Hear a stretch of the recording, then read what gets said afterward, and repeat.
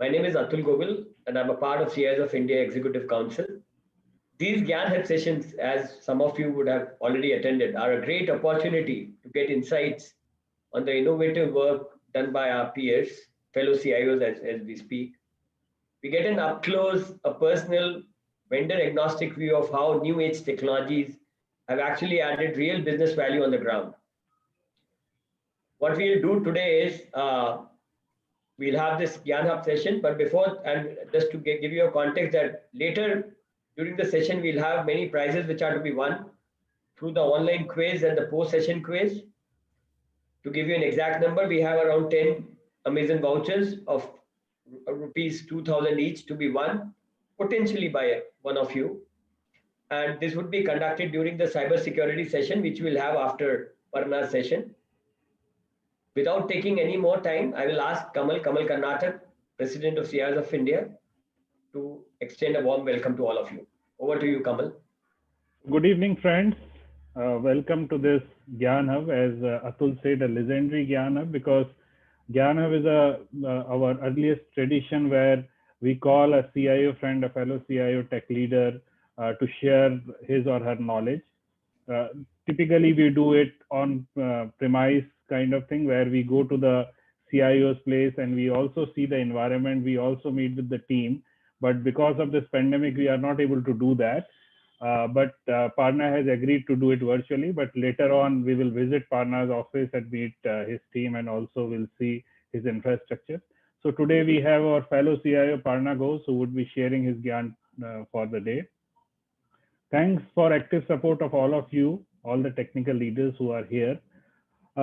Seeing the success of last session on ransomware and a lot of questions you people have asked, we have added another security session for you today, which is on prevention or detection or response, what is important for you. And our partner Sophos will share their knowledge, and they are ready to answer a lot of questions related to that. As a CIS of India, not only in the area of technology, but also in the area of environment and sustainability, it is our duty as a leader to think and act. As you can see on the ticker, this Sunday we are organizing Bala Memorial lecture, and we are bringing Padma Shri Sunita Narayan to speak to you. Many of you would have recalled that last year Padma Shri Professor Shekhar Pathak was a speaker for the same program, and he talked about the need of Himalaya for the survival of all of us, for the survival of humanity. So we need to have the same kind of enthusiasm from all of you. So people who have not registered, I will share the link in the chat. You can register for that particular program. Ms. Sunita Narayan was very busy. She has recently won the Edinburgh medal also, but we could find her time. So in order to respect her time, we need to bring a lot of people, and we need to hear this important lecture on this Sunday. With that, let me welcome you all once again. Hope to have a lot of learning with all of you. Now over to Atul. Thank you, Kamal. And I also would just bring this this noble thought and work which we are doing around the Bala Memorial. I would say, like in many cases, we tend to forget our roots, but it's so important that we we we acknowledge the great work our seniors have done, and we have built on it certainly. Thank you, Kamal. And I would now request Naresh Pathak, who has been instrumental in setting these Gyan Hub sessions for CIS of India, to say a few words. Over to you, Naresh. Good evening, everybody, and welcome to this Gyan Hub session. Your time you spare, definitely you're going to learn something new, and this is a unique, I'll say, the initiative which we do. We have been doing physically, as Kamal has mentioned. Now it is virtual. So now over to Parna to proceed, and let's learn from this session. Thank you. Thank you, Naresh. Thank you. I think before I hand over to Parna, let me just give you a brief about his profile. Most of us would know him already, but I just want to share his brief profile so that we all know to that extent. So Parna works for Group as a Group CIO for Uno Minda Group, and his total experience is approximately 29 years, and he's worked with reputed MNCs and Indian organizations in leadership capacity. He has been winner of CIO 100 award as many as 6 times and has won more than around 50 odd other awards in the last decade. That's phenomenal, Parna, I would say. And prior to Uno Minda, he was associated with CNH Industrial on a motorcycle and scooters India. He's also worked with Tata Group and Precol in his earlier avatar. And we all know that no, he's a distinguished speaker in various IT forums. He represents various national forums as well. This is something which many of us would not know, including ACMA, CII, and more. So I think we all look forward for this for a great interactive session.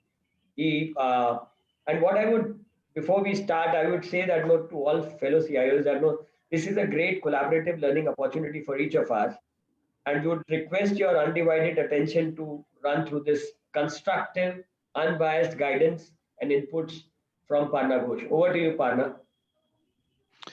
Thank you, Atul. Thank you. Am I audible? Very Yes, much. yes, yeah. Great. Thank you, Kamal. Thank you, Atul, and thank you, Naresh. Especially Naresh, I'll thank more because you were speaking me for last almost 2 months for this session, and I'm sorry the last time also I was not able to attend that. This time I am trying something. Before I start, I just want to say a few words. First of all, I'm not an expert in security, so please bear with me. Like if I talk something rubbish, so please exclude that. And I also, since it's a learning session, I believe I am not here to just teach you something and talk about something. I want to also learn something from all of you and some good practices or something else which I am not aware of at this point of time. Thank you, all of you, and thank you, CIs of India, for organizing this GAN Hub session digitally.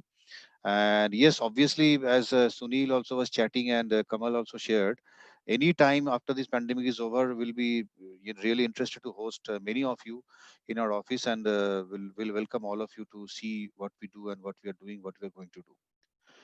So, few slides on our company, just to share where we work and what we do. We are around 7,200 crore group, so around $1 billion, and 62 plants globally, 17 joint ventures, 5 acquisitions, 10 plus R&D centers globally, 20 plus product lines, 260 plus product patents. And when we see patents, when these are all registered, and these we have already received. And around design registrations, we have around 250 plus.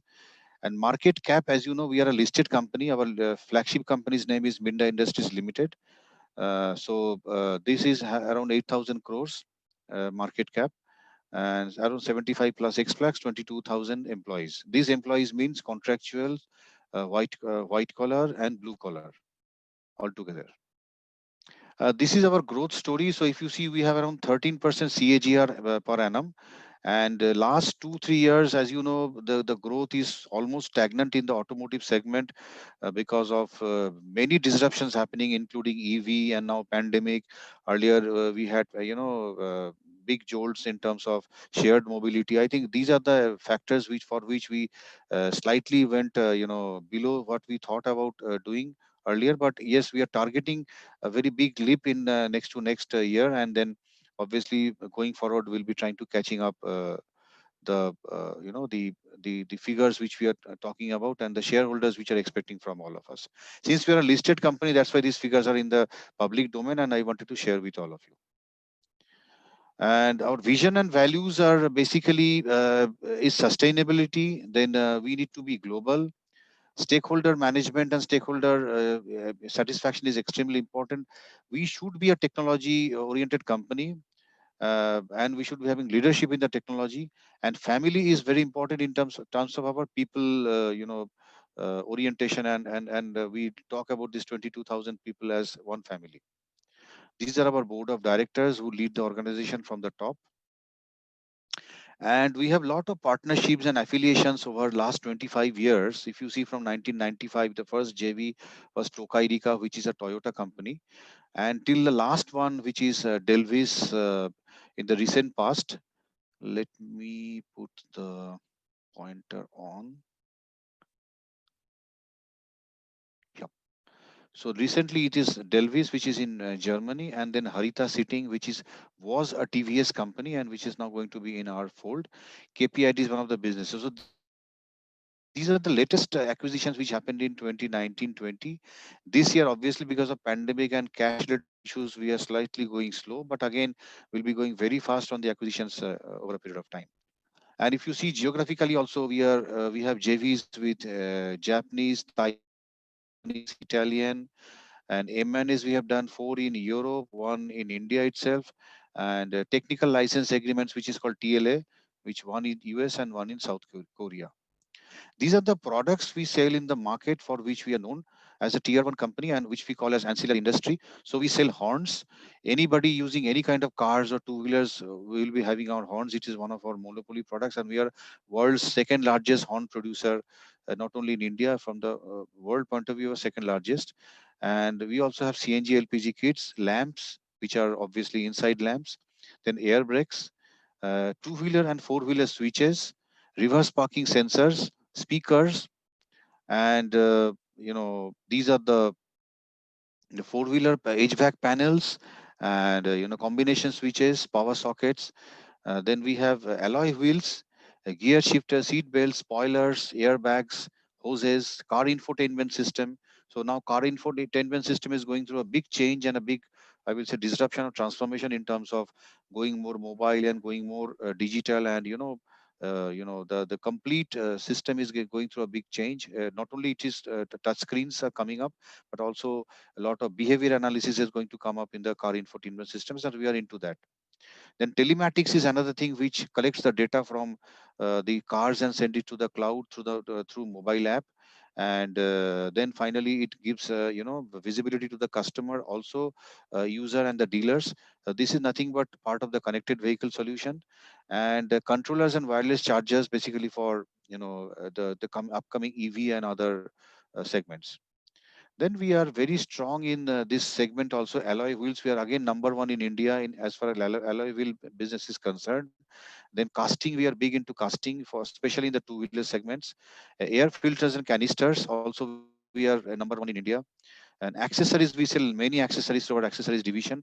Also we are present, many people may not know, we are present in the battery business.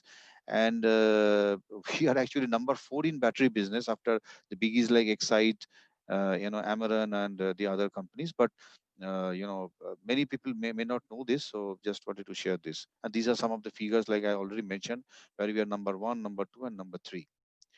And as far as engineering and technology is concerned, as I shared that we are highly focused on engineering and technology. We have around 700 plus engineers who work on R&D and development of products. We have 12 product engineering centers, one advanced engineering center, we call it CREATE. So CREATE is nothing but Center for Research and for Engineering and Advanced Technology, which is in Pune, which is state of the art, center for, developing lot of products which are for the next generation automotive segment. Also, we have a development center in Munich, Germany, which is called ICIS, and Bilbao we have in Spain on the for the lighting systems, and Regensburg, Germany, we have Delvis, as I mentioned earlier, is for the four-wheeler lighting. These are our manufacturing locations. As I mentioned, we have around 62, but now it is increasing day by day. So the current figure, if you see, it's showing as 63 because recently we have one addition in South India. So these are the locations, especially in the North Zone. We are predominantly there in most of the auto hub locations. Similarly, in West, in Gujarat and Maharashtra, we are there, and in South, we are especially in Karnataka and Tamil Nadu. As far as global, presence is concerned, we are in North and South America, especially in Mexico, supporting the North American market and the South American market. And Europe and Africa, we support from our Spain and German locations. And Asia, as we know, we already, except India, we have locations in Indonesia, Vietnam, Taiwan, Japan, Thailand. Now, this one is not included, which is Korea, which has been recently added. These are the customers we support. So you name any customer, you own any vehicle, we are there in terms of two-wheelers, in terms of passenger cars, in terms of the commercial vehicles and off-road vehicles. We support all the, and we supply to all the OEMs. So any vehicle you people are using, at least one of the products will definitely be there from Uno Minda Kitty. And these are our global customers. As you know, we are also present globally. So we support all the global customers in Asia Pacific, in Europe, and European region, all the locations we supply to most of the OEMs. Now let's jump to some of the theoretical stuff. We came out of the organization details, and now the basic focus here, if you see, the shift is happening from people, process, and technology, which we know traditionally from ages. Now the shift is happening to people, process, technology, and data. Now, data is a new element which has been added in this the structure, or I'll say the framework.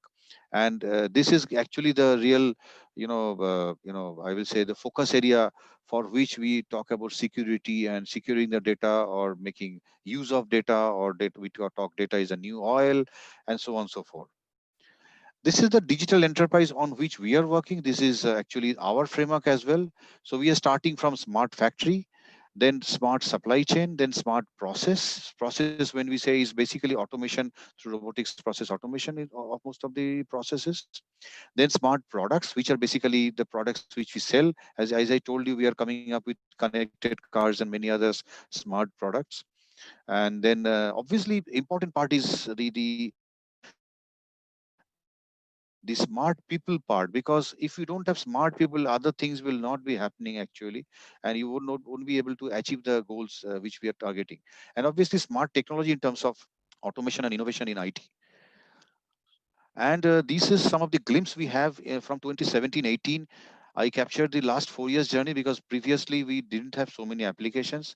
And here we implemented S4 HANA, as you see, and supported starting with a supplier portal, which was one of the first kinds in tier one. Then we had connected all the locations to video conference, and we developed the employee self-service for the employees. And then we moved towards dashboards. We moved to a software asset management, consolidation tool, GST compliances, project management. Last year, we implemented the SAP Success Factor for EHRM, then product lifecycle management from Dassault Systems. Then insider trading tool. Since we are a publicly listed company, we need to have insider trading that is also digitally managed for any kind of insider selling or buying shares in the open market. Then we have a very interesting tool called Idea Management, which is name is Idea Box.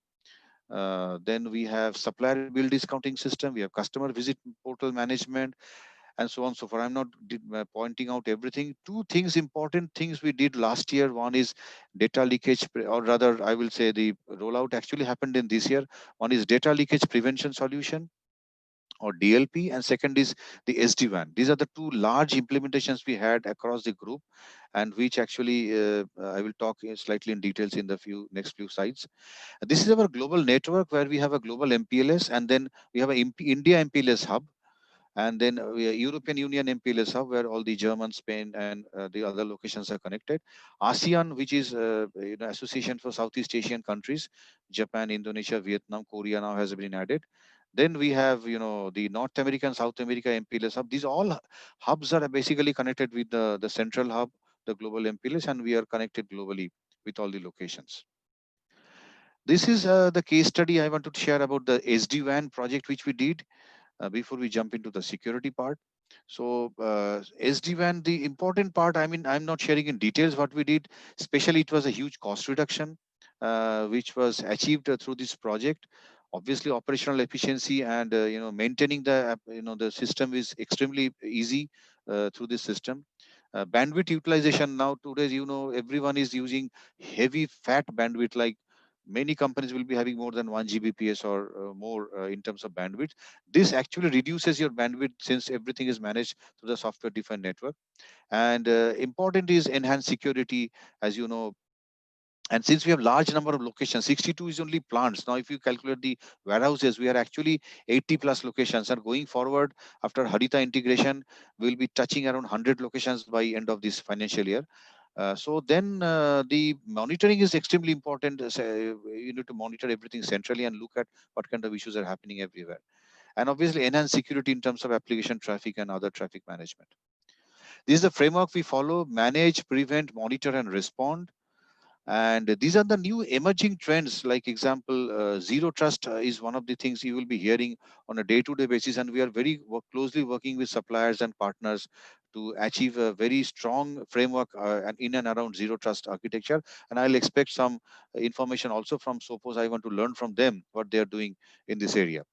Borderless security architecture is, as you know, this is a very interesting thing I'll share. During pandemic, suddenly we moved from 80 locations to around 4,000 locations, because we have 4,000 white collars who started working from home, and there were many challenges, starting from business, bring your own device, or rather use your own device, and shifting the workstations from the offices to their homes, and all this stuff happened, during the pandemic.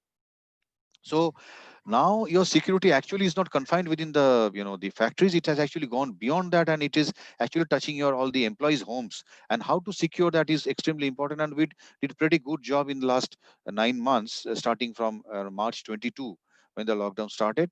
And so far we have achieved almost, I will say, a good amount of protection in terms of what kind of threats were coming up. Then the new trends, which are like next generation firewall, EDR, and CM. So I think these are the trends, all know that these are happening nowadays, and we are all focusing on these things. Interesting part is security also has stuff like artificial intelligence and machine learning, along with RP and blockchain. These are also technologies which are coming up to support the security framework, and which will be the new trends we'll be seeing very soon. And we have the prevention mechanism for the cyber attack. I'm not going into very deep details, but just to share with you, we have a plan to implement the defense in depth, and which will be in place very soon, along with external support of security operations center.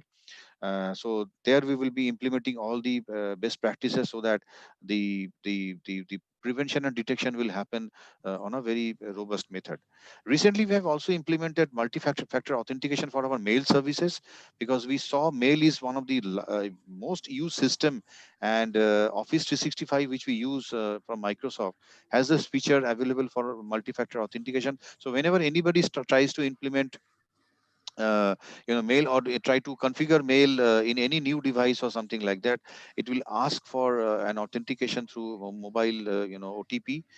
This we have recently implemented, which really helped us a lot in terms of securing an application. And also for the existing devices, one-time authentication has been requested.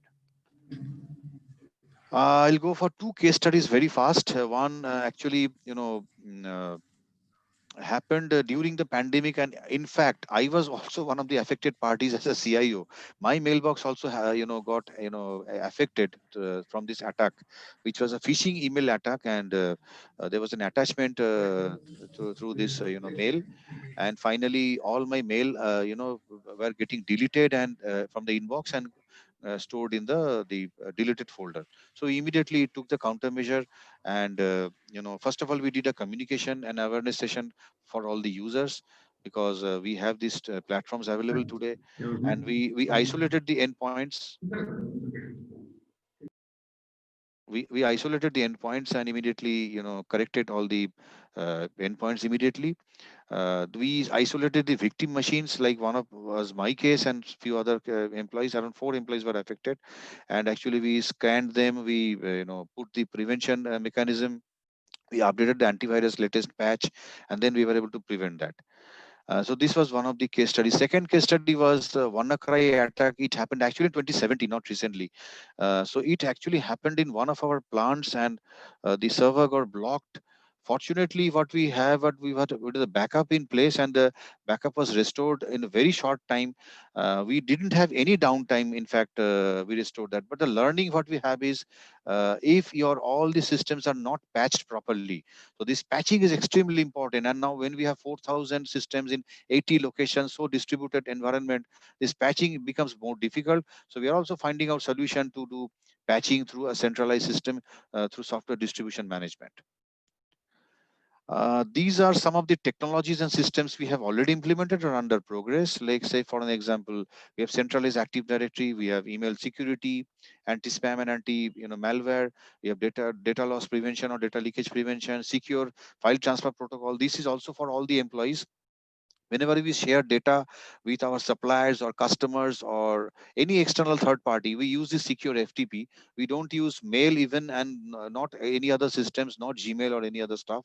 This is a very robust system, and you have a tracking, you have a complete document management protocols implemented here. And there is also a mechanism of tracking who has accessed, who has downloaded, and when it was done. Then patch management, as I shared, we are actually deployed some centralized system through which we are doing that. Security operations center, we have already started implementation, and it is showing a lot of real value to us, and we're going to expand these services in future for security as a service in terms of implementations. Data classification we are going to implement very soon, which is going to segregate my confidential, public, and internal data, and we'll have a very good control on the data, because we have a lot of R&D information, as you see, and a lot of intellectual property which should be protected in the organization. And then cloud security is one of the areas we are looking at very strongly, and we are actually in the process of implementation. Intrusion detection and prevention system along with EDR are also in the pipeline. And then business continuity and disaster recovery. You already have the disaster recovery and business continuity for S4 HANA. But for all other systems, we are planning now on a large scale basis. From a people and governance point of view, we have strengthened our information security and IT policies. We are regularly updating this wallpapers, screensavers, and mailers. Annual acceptable usage policy. I don't know how many of you are doing this. This is a very good practice, which is followed mostly in the IT organizations and consulting companies. So every year, every employee has to sign a declaration that I will be following all the good practices, and I'll follow my user ID, password, will not share anything. So that is a declaration we take from the employees. Then security data analysis we are doing through some analytics tool. Risk management framework we have for the enterprise risk management. So IT risk management is also monitored by the top management and the board of the directors. And we are very closely working with finance and other organizations. And then obviously counseling the employees who are doing some defaults in the beginning. And then obviously there is a, consequence management policy implemented. So default cases which are happening, defaulters which are happening for multiple scenarios are actually asked to leave the organization. And obviously VAPTs and other stuff we do on a regular basis. Now coming to our IT human resource management, our philosophy is basically to encourage building knowledge, competency, and skills enhancement. We are looking at very large strategic outsourcing in terms of repetitive jobs to be completely outsourced in case of end user services, SAP, application maintenance, data center, hardware, and all other stuff. Then we also follow nurture and talent, and we look at growth for each employee, which is extremely important, and succession planning at each level. This is our organization. This is myself, and then we have a product and solution designing expert, or along with him there's a team who basically is doing the kind of the business and system analysis part. Then we have application head, then we have infrastructure and services head, which encompasses end user services and data center and other network communication. Then we have GRC security and PMO, which looks after our governance and risk management and the project management, budget, and other stuff.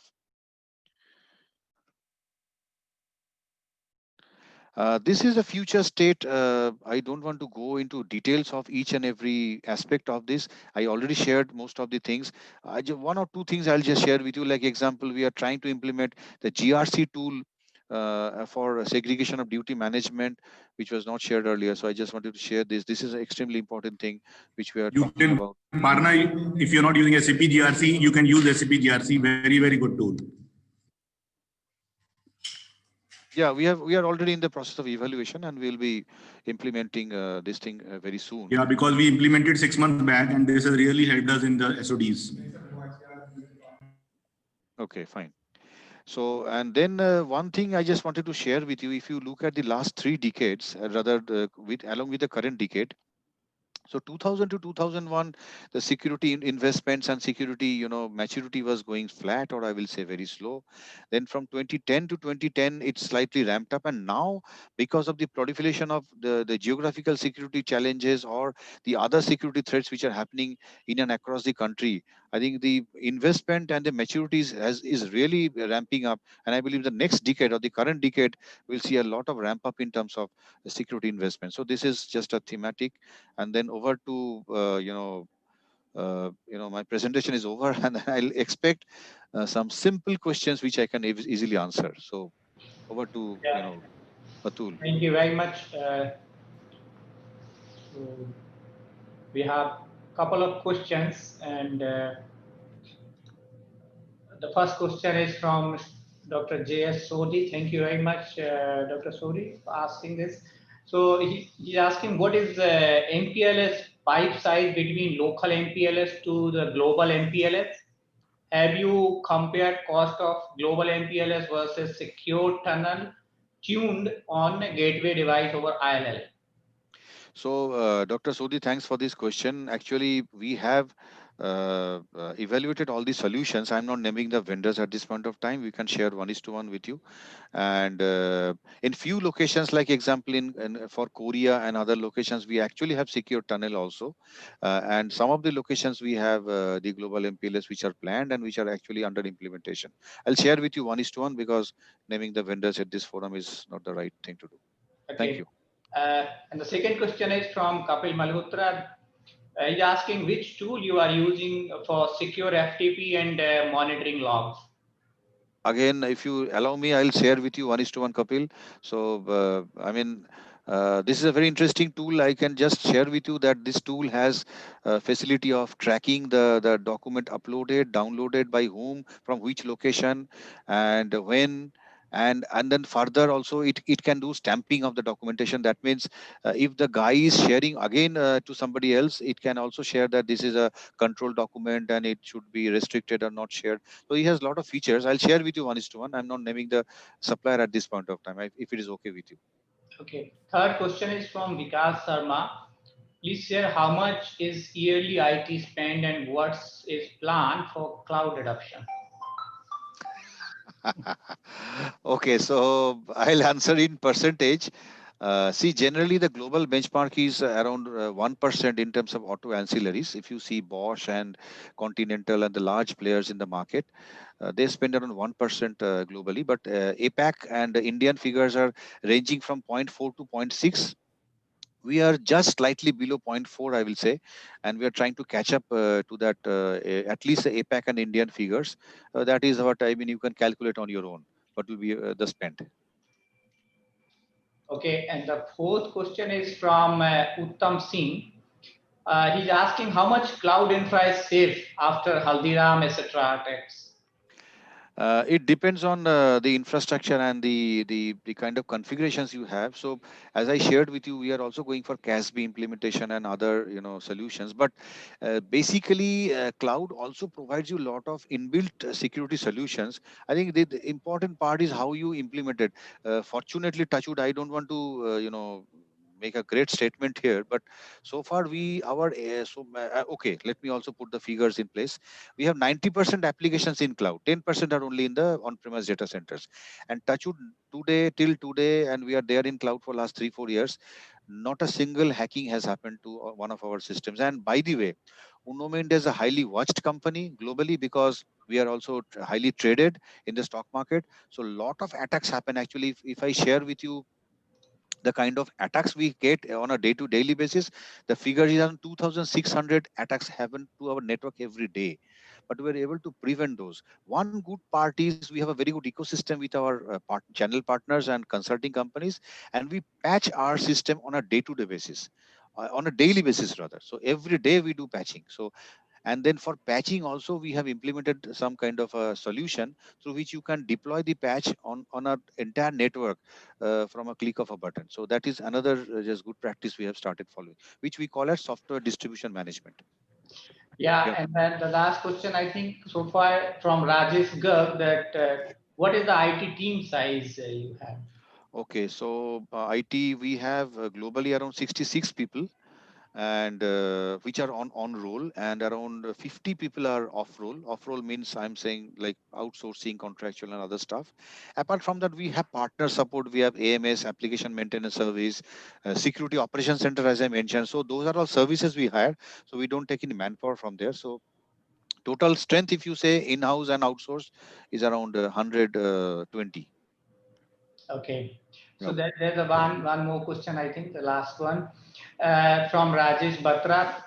He's asking patching of daily patching is highly risky affair as applications can they can misbehave. So how do you ensure not to A very good question, and Rajesh. So what we do is before the patching, actually we do a prototyping. So we pick up few of the machines and do the patching So when I say daily, it is exactly not daily, it's a regular activity. So say for an example, if there is a patch available from Microsoft or from McAfee or from any of the suppliers, or say for an example, the database vendors. So whenever the patches come, we first deploy in few of the machines, we see the behavior, and then we deploy on a mass scale. So that is how we do. So there is a in between staging system. So where we do the testings before we do the mass deployment. Okay. The questions are coming up, so I think quickly we'll take up these two more. Yeah, I think we can keep them for last because we have Fine, another yeah. session also. Perfect. Yeah, So, yeah. sure. Thank you very much, Thank Parna, you. for answering my question. Thank you. Over to Atul. Yeah, thank you, and truly amazing, Parna. I must say, top-notch inputs we got in this session, and I think you and your team deserve a round of applause. Yes. Job very well done. So I think one interesting point which came up loud and clear was we all talk about smart products, we talk about smart factory, smart processes, smart supply chain, but you came out with this term smart people, and we often miss out that it's the smart people who actually conceptualize, implement, and leverage these smart solutions and smart products. So we have to invest on training, retraining, and that's extremely important. I think great, and you also spoke about that idea box to collect and collate ideas and act on it. And this insider trading tool was also interesting. Good learnings, I must say. So just to take the next program in today's session, we've spoken about security. Parna, incidentally, you spoke about security and the importance of cybersecurity for enterprises. I just wanted to give a quick context to all fellow CIOs who would know that generally, but according to an industry report which was published recently, data breaches typically for Indian firms costs approximately an average of 14 crores. So if a breach happens, that's the kind of loss which a company has to bear typically.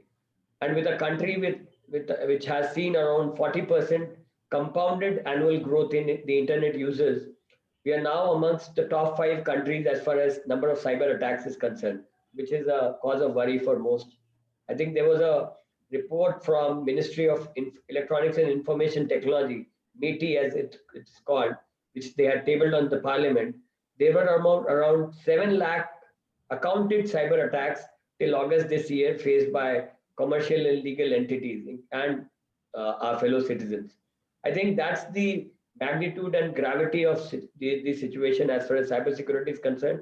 In this context, I would request Team Sophos, Naveen Grover and Nishant to take us through a brief around what and how companies need to do to prevent cyber attacks in their setups. Over to you, Naveen. Thank you so much, Atulji. I would like to start with a thanks to Mr. Parna. It was very informative and knowledgeable session for all of us. We have seen lots of infrastructure investment in terms of cyber security, cloud hosting, and all. And good part was that, as per Mr. Parna, he had not faced even a single challenge in last 3-4 years. Although he has hosted 90% of his assets on cloud. That's a wonderful knowledgeable session. Thank you, Mr. Parna. Thanks all of you for joining, and I hope you had a wonderful and enjoyable Deepavali festival, and obviously without ransomware, because ransomware is the big panic word now these days, and nobody wants to hear. In our last session, we associated with CIO India for a series of Gyan Hub session, and this is the second one. In last session, we had discussed moreover on the challenges part, how CIOs, most of the CIOs face challenge in the routine time. And to address those challenges, how Sophos can help to make them visible of those challenges, and after that, how we can prevent those challenges.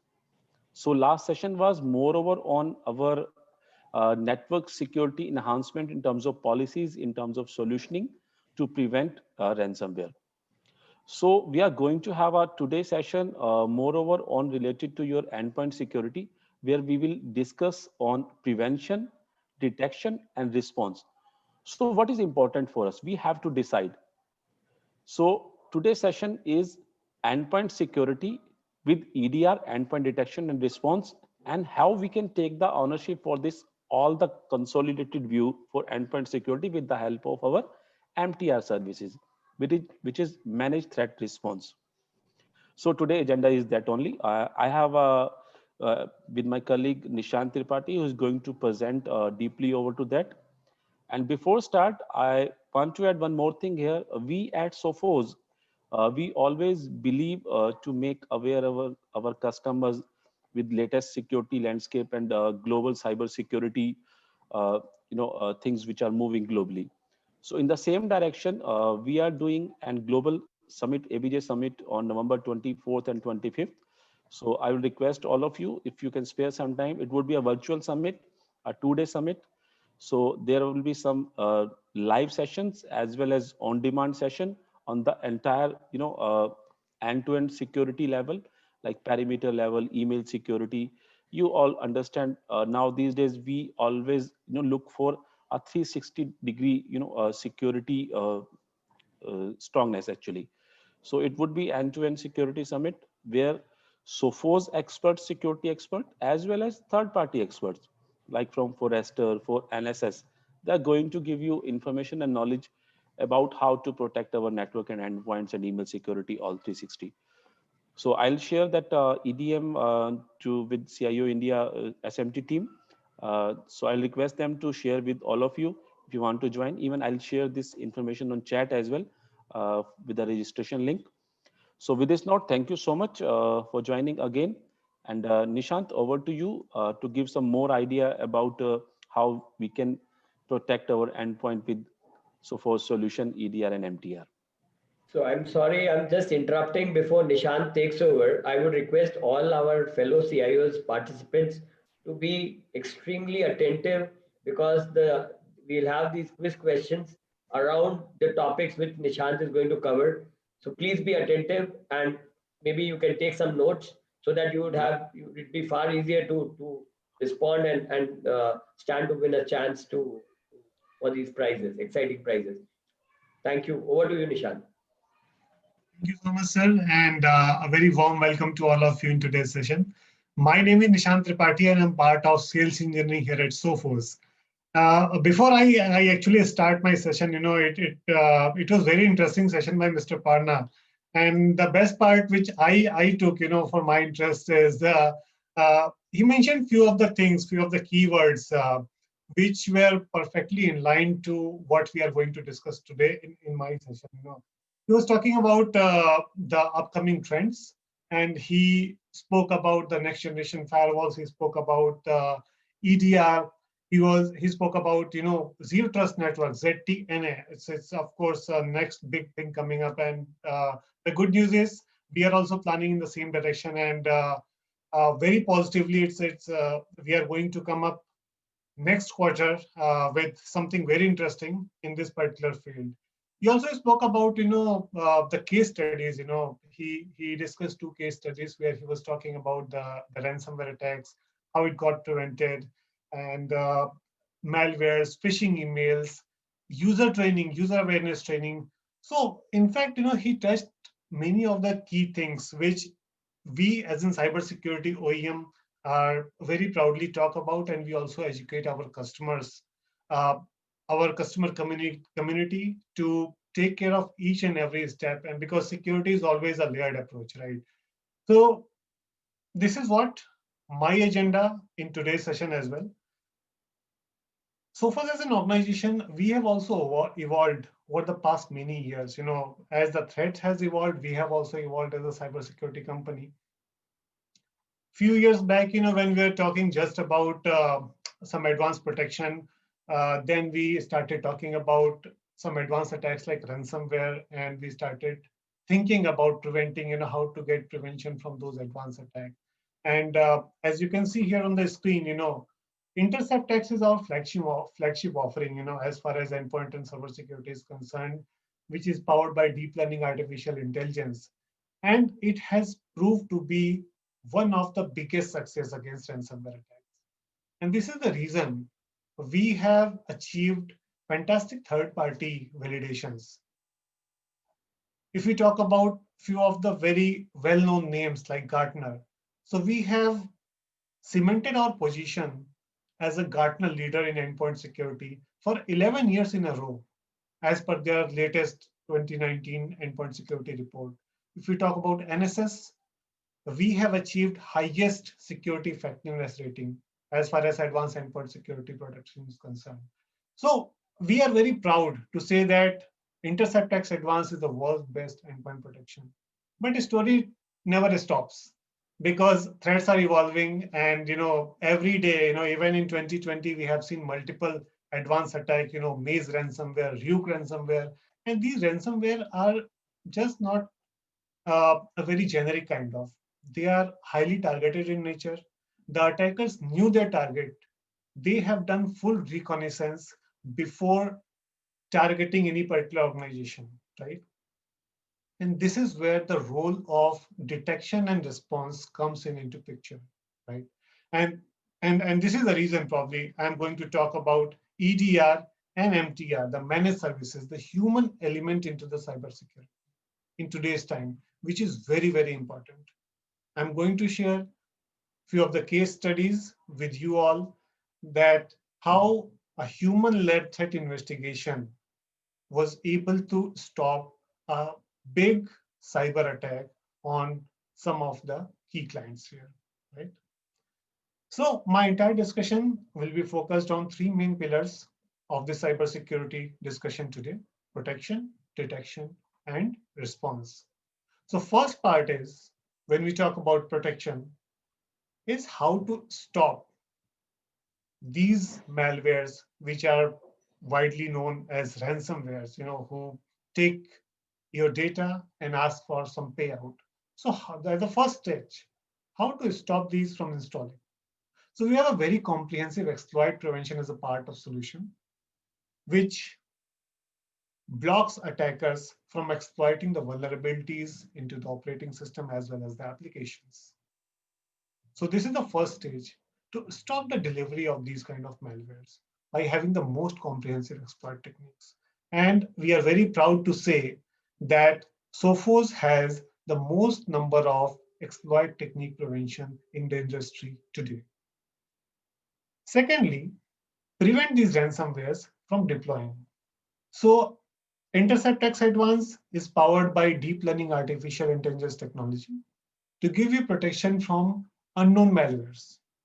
So as I mentioned a couple of minutes back, every day we are seeing some new variant of malwares, right? It does not have any kind of signatures, previously unknown, previously unseen malwares, right? So how to identify and how to prevent our organization from those kind of advanced attacks, right? And this is where the differentiation comes. Power of deep learning gives you more advanced protection as well as less number of false positives. And at the time of execution, when actually attacker is trying to capture your data by doing some unauthorized file encryption.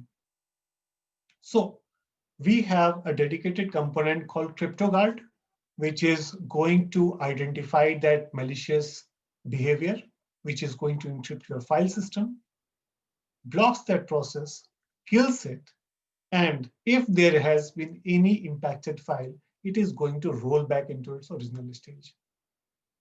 And this is the reason Intercept X Advanced is a very comprehensive end-to-end endpoint and server security offering in today's time. If we talk about detection and response, which in today's time, very, very important, we can very easily divide this detection and response mechanism into two parts. One is, of course, the task which IT team does day and out, maintaining the IT hygiene. And second is the threat hunting part, right? Generally, it is, as per me, it is very well misunderstood that detection and response is just limited to the threat hunting part. No, it's not. It is very much associated with the day-to-day IT hygiene as well. If you have implemented a security into your organization, you should be 100% sure that yes, my devices' healths are up to date. their signatures are up to date. If there are any vulnerabilities, using some detection and response tools, you should be able to identify those vulnerabilities. If you have deployed some patches, as rightly mentioned by Mr. Panna, that patching is one of the very critical component in cybersecurity in today's time, right? So there should be a mechanism with the IT team that they should know what are the latest security patches they have deployed and whether all the systems are complying to that. Because this compliance is also very important in today's time. If you want to track down some unwanted softwares, it's not only the application control part. You should be able to find out that what all applications are there, visibility into a network. And shadow IT probably no one wants to talk about in today's time. Configuration related issues. Access controls. If you're looking for a particular sensitive file, right? So using detection response, of course, you can find out that file, who all have that file. Any particular file, any application, you can take a look onto it. If you have rolled out a policy and you want to check and review that if all the policies, all the endpoints are compliant to that, yes, you have that mechanism using detection response. So that is one part, maintaining the IT hygiene. The second part is hunting for active adversaries. Visibility is the key here because we cannot stop something which we can't see. And it's just not about the network traffic. It is about the application visibility. And if there is any detection happening on any of the endpoint on server, I should have complete visibility of that attack. It's just not the notification that my endpoint security is going to give me that, yes, I have blocked an malware. I have put it in quarantine or I have cleaned it up. I should know as an IT manager from where it came, at what stage it got detected, and what all happened in between. So if you read any of the white paper related to any of the ransomware, you will understand the complete attack pattern. And this is the very important thing, to understand the root cause. And this is the only way to understand the complete scope of an incident. And the same thing has been very well explained in the MITRE ATT&CK framework as well, where they talk about tools, techniques, and procedure, TTPs, right? Which I'm going to talk about in some time. So as far as security is concerned, yes, Intercept X Advance with EDR is going to give you protection, but how? So this is a very generic attack chain, which comprises of 5 stages: delivery, exploitation, installation, command control, and final objectives. So if you see it closely, it has some color coding. Something is written in light blue, something is written in orange, something is written in green. So these are all the protection technologies which we have. And as it is always mentioned by all the security experts, that security should be implemented in layers. So even at the endpoint and server level, we have deployed certain protection mechanism. We have developed our product that it is going to work in different stages of attack. So whatever things you are seeing here on your screen in the light blue color, it is part of a traditional approach, which is part of the complete solution, antivirus features, right? So whatever things you can see about the live protection, the real time, the very generic stuff. But if you see the orange things, these are the advanced stuff. If you see the exploitation stage, the first thing I started talking about the exploit prevention. So this thing happens at the exploitation stage where attacker tries to exploit the applications, the operating system, right? And this is where this advanced features of Intercept X kicks in and blocks that attempt, which is called blocking of the hacking attacks. Now, whatever things you are seeing in the green, these are part of the EDR framework, detection and response. Now, Sophos EDR is a complete solution. Once you have it, probably you don't need anything else. Of course, there are multiple security things as well, inside a network architecture. There are, of course, email security is a separate component, network firewalls are a separate component. But as far as your endpoints are concerned, you will get the complete protection as well as the complete visibility. And this is going to cover your entire attack chain. Using the root cause analysis threat cases, you will get complete visibility of what, when, where, how. You're going to get all these answers. If you combine this thing, you might have noticed in our first session, when we spoke about the synchronized security approach, we talk about how endpoint and network firewall share threat intelligence and gives you a more comprehensive security approach, right? So this is where the synchronized security approach comes in with Sophos, right? So this is what we have as far as the protection capabilities is concerned. And why it is important, why detection response is very highlighted term in today's time, and same has been, of course, mentioned as an upcoming trend in the previous presentation as well. The reason is here. Because in today's time, detection and response is not a separate component, but it has become a core component of endpoint security.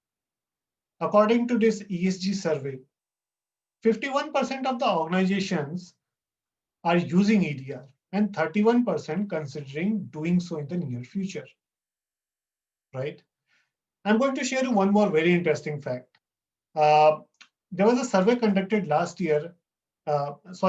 year in the month of February 2020 with 5,100 IT organizations in 26 countries. And it was about the ransomware and the EDRs technology. The very interesting finding which came out in front of us, those organizations who have deployed EDR, who have invested into EDR, 54% of those organizations were unable to use this properly. They were not able to take out the complete benefit of this EDR. Reason is, previous EDR solutions were very complex to use. And not only complexity, it generated so much data, so much information that it was very difficult for the IT team to take out the meaningful information. Because unless they take out the meaningful information, they cannot relate it to the right context and take the appropriate actions. And this is where, when we talk about Sophos EDR, it is one of the simplest EDR product in the market today. Not only prevention, of course, this is a single agent architecture. We have developed this entire product on one single agent and give you a one single management console management, right? So on one single agent, you will get the traditional security, the advanced security, as well as the EDR, right? And using this complete holistic approach, you can feel more secure. But whenever we talk about detection response, I'm going to share some important facts here because there are a few common mistakes which generally gets committed by the IT team. Of course, not deliberately, but there are very genuine reasons behind it. So not more, but I'm going to just share 4 common reasons, common mistakes of incident response with all of you. The first thing is waiting too long to react. And this is very much related to what I have spoken till now. So IT teams, if there's a lack of context, they don't understand the urgency. And this is clearly backs the global survey that 54% of those organizations were unable to utilize the EDR solution because there was so much data, so much information that it was very difficult to take out the exact context. And this is the reason, the response to an attack was delayed. And delayed response is going to give an extra window of opportunity to the attackers. Second thing is, these attacks happen at inappropriate time. Generally, it happens at the weekdays or maybe holiday seasons or maybe in the middle of night where IT teams are not working to their full strength. one of the key challenges which has come up in multiple third-party surveys that organizations are struggling with skilled manpower and the time, right? So this is one of the key deterrent when the teams respond to a threat. And of course, so much data information and teams are trying hard to understand and take out the exact context of it. So this was the first reason. Second is declaring the mission accomplished too soon. So generally what we have seen, even in my personal interaction with many of the customers IT team, if there's a detection, the team, of course, they think that, yes, cleaning up the infection is the first priority. Of course it is, but job does not stop at this particular time. It is very important to find out the root cause. This is where the visibility of a threat comes in, right? Unless you know the root cause, you cannot stop the second attack, because generally what happens, these attackers, they just don't stop at once. They launch a second or many times a third attack as well, right? So RCA of an incident is very, very important. And this RCA is going to be delivered using the detection and response tools.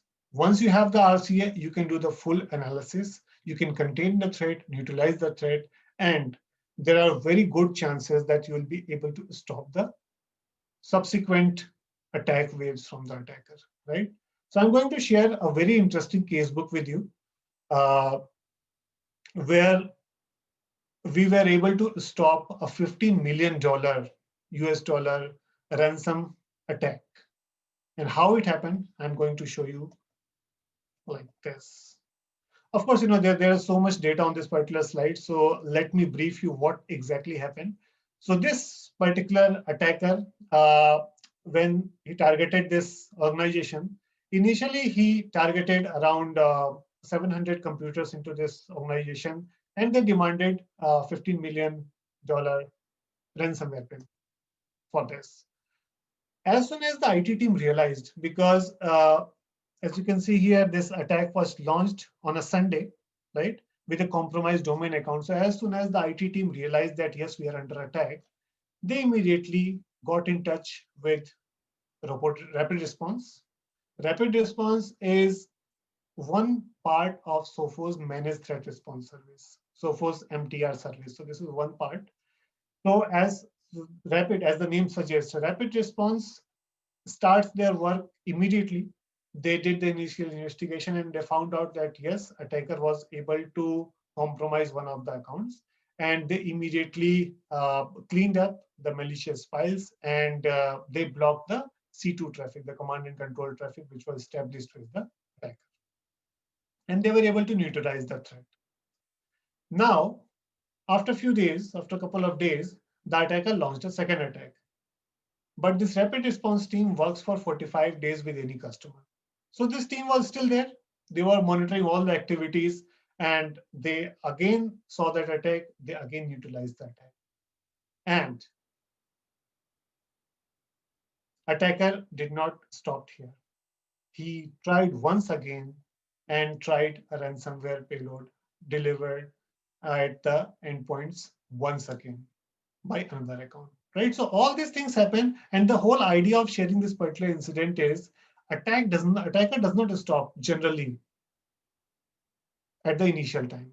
So he may come up twice, thrice, and on global average, most of the customers, they have been attacked twice within a very short span of time. So it is very important, and this is also going to explain you how a human-led threat investigation in today's time plays a very important role in stopping such kind of advanced attacks, right? Relying to incomplete visibility is the third common mistake. So if you don't have the complete visibility of an attack, you cannot stop it, right? You can just clean up the infection, but you will not be able to stop it the subsequent attacks. And this is dependent on two things: signals and noise.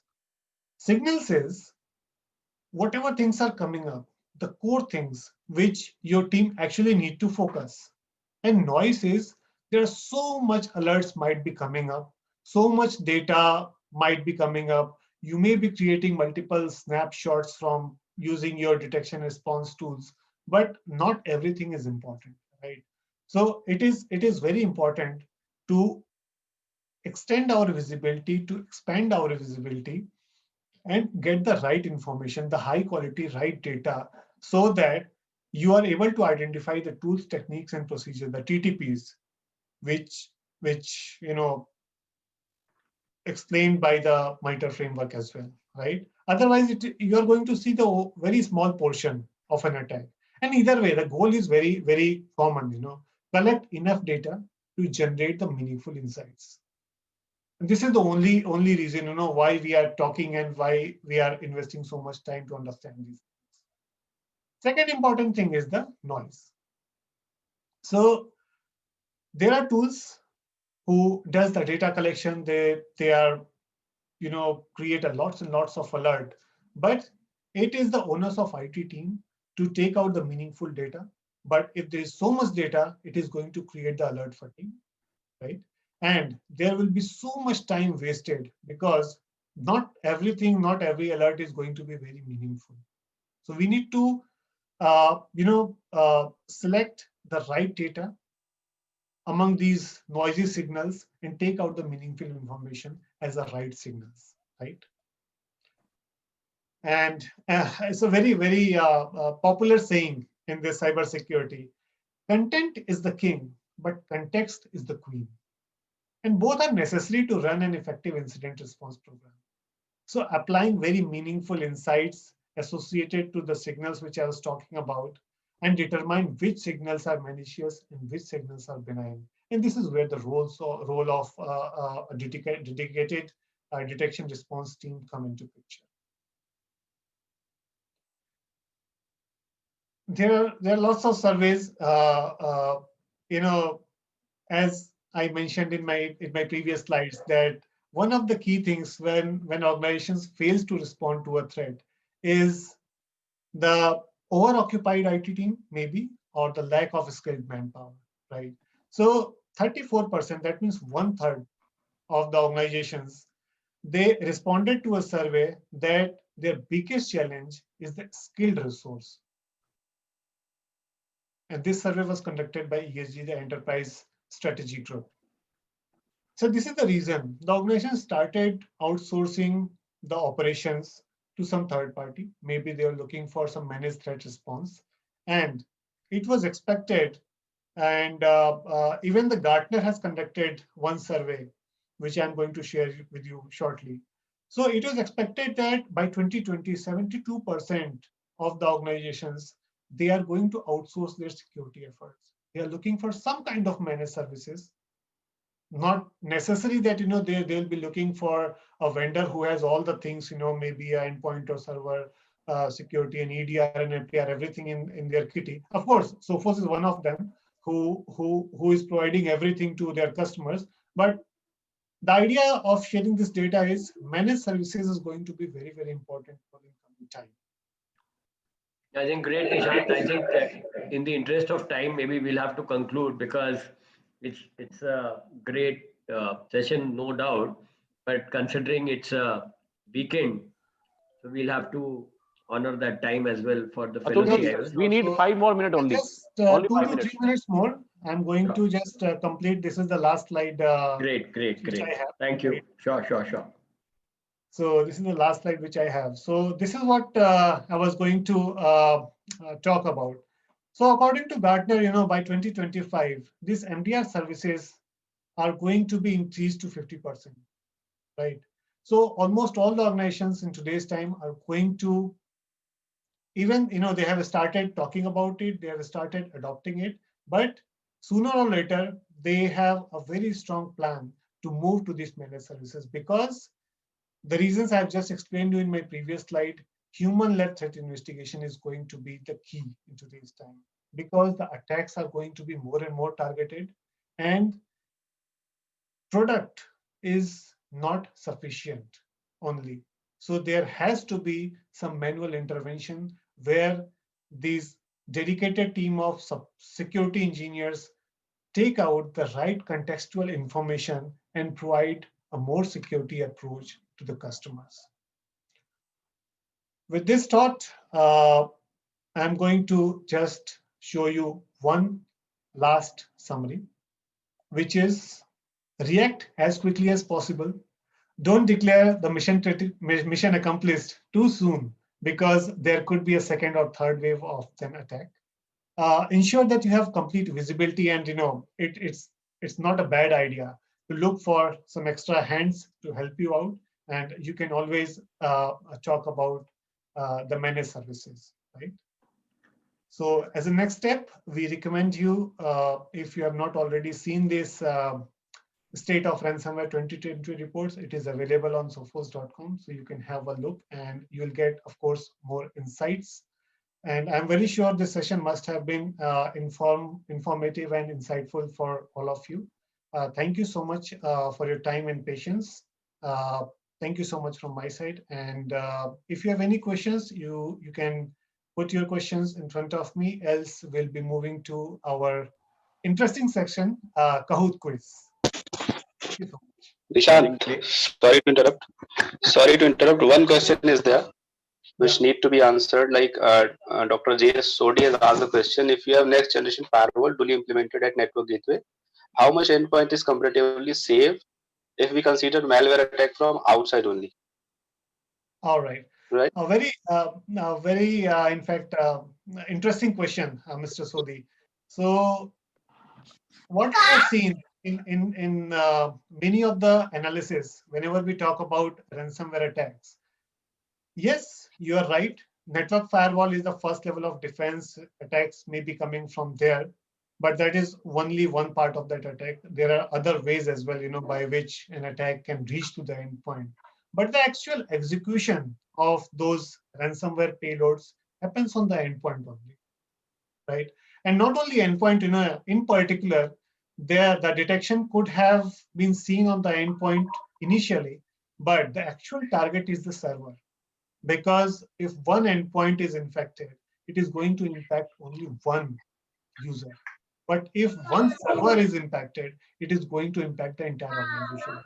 So yes, host security plays very important role as far as the prevention of ransomware is concerned.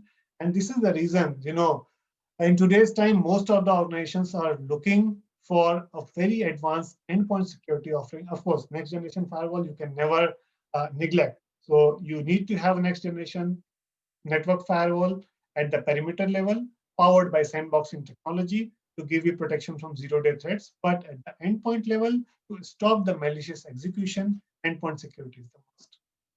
I hope I have answered your query. Any other questions do we have? I think we don't have No, Nishant, that is it. Another question, so we can start with the quiz. All right. Let me share my screen with all of you. So this quiz is based on the contents which I shared with all of you today. So I would request all of you to open your mobile phone browsers and type kahoot.it, K-A-H-O-O-T, kahoot.it, and you will be seeing a game pin shortly in front of you.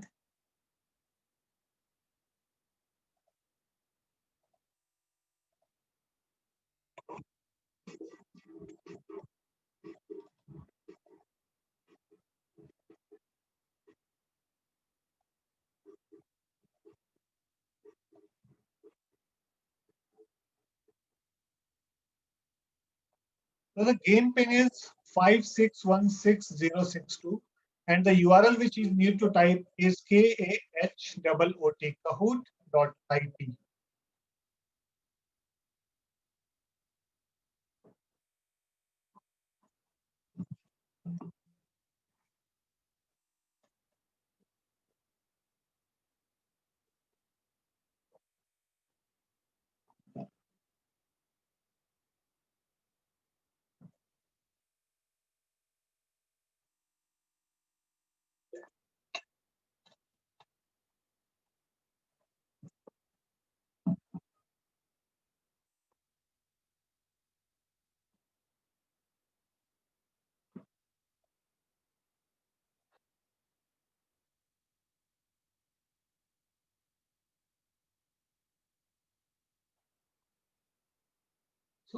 So I would request everybody to put their full names so that we can identify the winners clearly.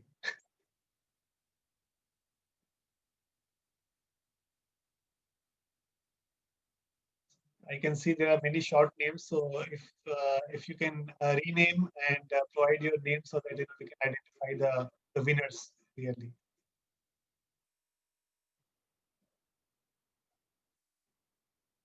Nishant, considering time, I think we should start. Almost 40 participants has already joined. All right. So I'll just give 10 more seconds here. Yeah. And then we'll start.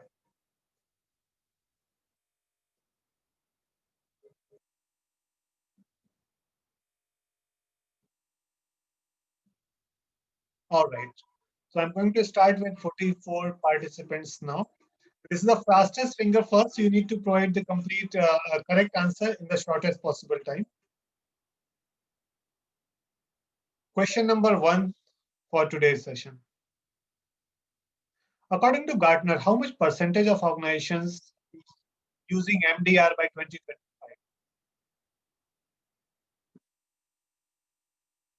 You'll get 20 seconds maximum to answer these questions. Last 5 seconds.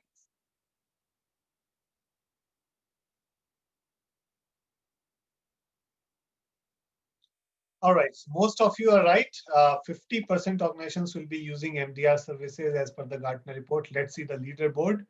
So we have Mr. Rahul Puri leading the pack, followed by GM, SSK, GSS, and Mr. Lalit Mohan. Let's move to question number 2. Name of the anti-ransomware component in Intercept X I spoke about. Is it GuardGuard, WipeGuard, CryptoGuard, or PrivGuard?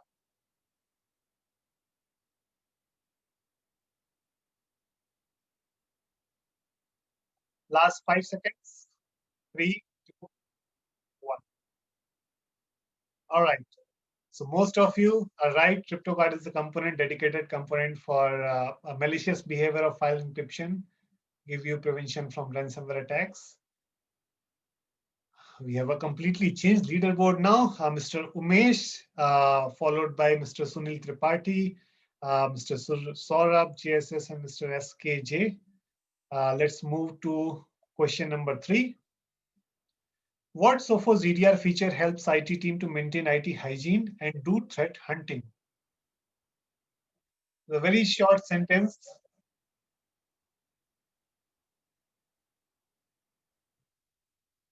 I hope you heard it right.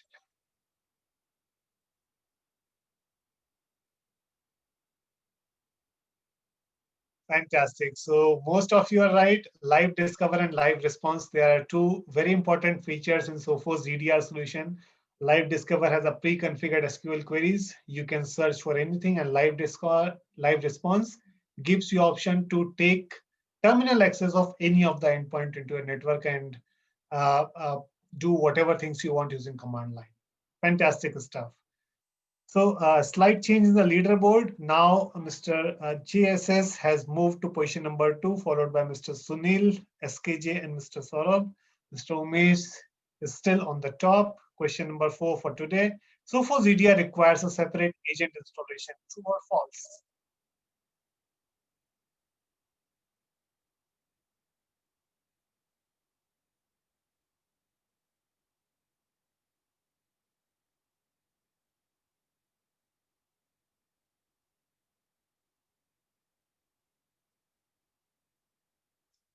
So most of you are right.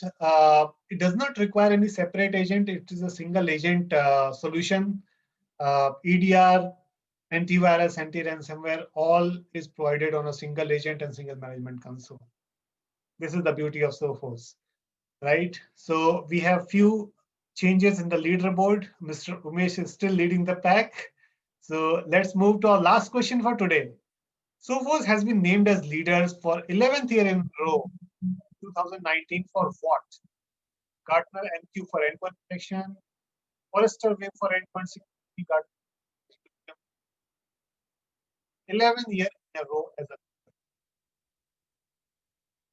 a last 3 seconds.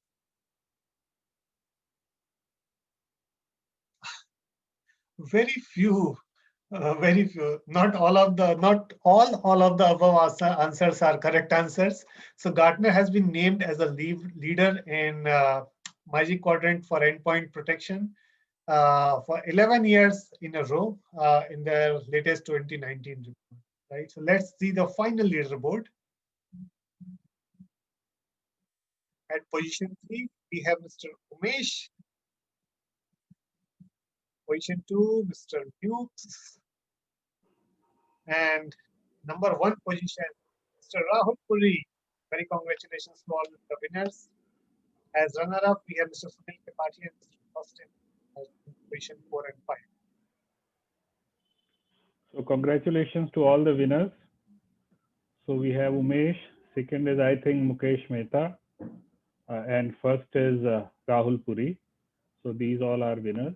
So you will be getting the separate mails from us and your Amazon vouchers. So I think we are done for the day. So first of all, I would like to thank Parna Ghosh for the excellent session. Thanks to Nishant and Naveen for the excellent session on security, especially on endpoint, and sharing a lot of best practices for the endpoint. So thanks for partnering with us for this session.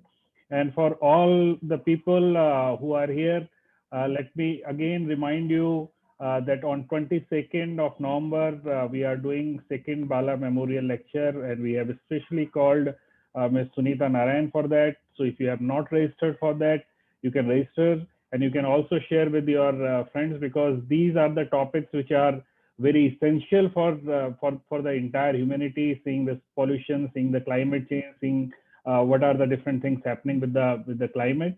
So these are the sessions which are very important, and this is also the time where we remember our seniors, our mentors, and especially S.R. Balasubramanian, who was the founder of this particular initiative, CIS of India. So all the veterans, we would be calling, all the past presidents of CIS of India would be there. So it would be a good way to at least listen to them, hear them. It's not a physical event so that you cannot meet them, but at least you can see them, who have nurtured this particular CIS of India seed into this particular tree. So I would urge you to come on 22nd of November and hear Ms. Sunita Narayan. So today, thank you very much for coming for this excellent session. Thanks to Parna, thanks to Nishant, thanks to Naveen, thanks to Atul for moderating it. Thanks to Naresh for initiating this and coordinating all the things. Thanks to entire EC members team of CIS of India for supporting us. Thanks to all of you. With that, happy weekend. See you on Sunday. Thank you so much. Thank you, Karnatak.